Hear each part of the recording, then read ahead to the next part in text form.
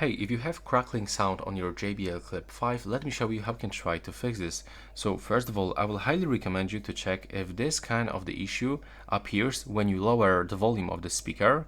So when you are playing some songs, try to lower it for like 30%. Then try to actually change between the equalizer presets.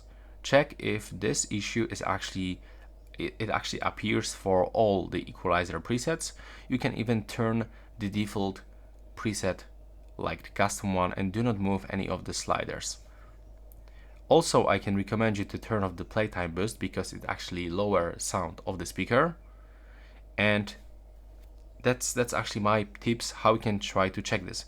But if this crackling sound it still appears even on the low volume level and without this equalizer, I will highly recommend you to perform the hard reset by using these two buttons.